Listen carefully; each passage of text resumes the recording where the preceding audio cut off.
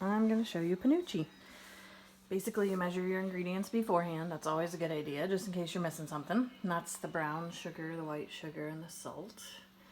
There's the corn syrup, and there's the cream. I have the vanilla ready and the butter ready. Oh, those were both right there. Yum, yum, yum. They go in last. All right, so the first thing you do is you pour all of these ingredients into the pot and you start to stir until it gets melted, just over medium heat. Doesn't need to be too hot. You don't want it to be too hot. And then you put your candy thermometer in. Okay, so this is what it looks like in the beginning.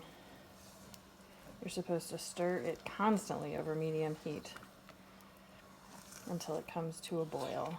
Then you're supposed to stop stirring and just let it bubble until it reaches a certain temperature. It's 230 degrees Fahrenheit, which is softball stage. I'm still stirring constantly to get it to a boil, and then I have to stop stirring completely. But you can see how it's already pretty well mixed together. The sugars are probably almost all the way melted, and probably very, very tasty. The reason that you stir constantly is so that nothing gets missed or stuck to the bottom or the sides, and nothing gets burned. Okay, you can see it's really starting to boil. Bubble, bubble, bubble. So I need to stop stirring now. It's hard to do when you've been doing it for a while. You'll have to watch it because it will sometimes boil a little too fast and raise up to the sides, and you'll want to turn the temperature down just a little bit so it doesn't bubble over. Right now it looks good. So we're watching that thermometer. Let me see if I can get a good view of it. See the blue line? We got to get it to 230. So we're pretty close there.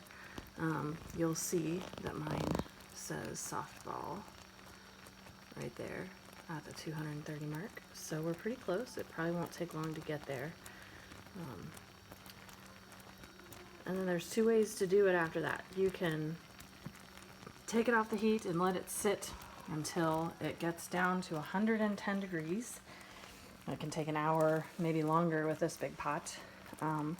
Or my grandpa, who used to make it, he would set it in water, the pot in water. You know, obviously you'd only put the water up to like here. You wouldn't want to get it into your pot, but then you cool it down that way. If you do it in the cold water, you have to stir it constantly until it cools down to that 110 degrees. But basically, you just stir it until it's thick. I'm going to turn this heat down just a little bit. It's getting too close to the top. And then you pour it in your pan, and you have to let it sit for a couple hours. I'll probably just let it sit overnight, cut it, and it's delicious. So I did it both ways. I put it into the water for a little while, mixed the butter in and the vanilla.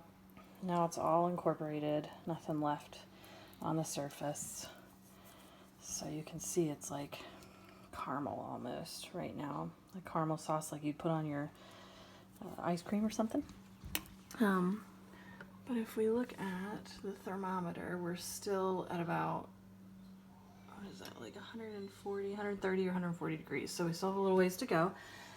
And then once we're all finished, you can see I stopped and it gets a little cracky on the top. Do you see that? Try over here.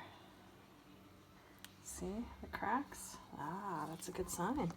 It's cooling down. I had to open my window. I was burning up. This is a lot of work. So I just keep stirring. I like this way. It's a little faster. Instead of having to wait a whole hour and then do all the stirring. Okay, I pulled the thermometer out, but we're at the right stage. And watch, you can see, I'll scrape it, but it pulls away from the pan. Do you see that? Isn't that too cool? Pulls away from the pan. Pulls away.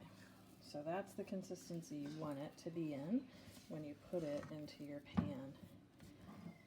All right. That is Penuche.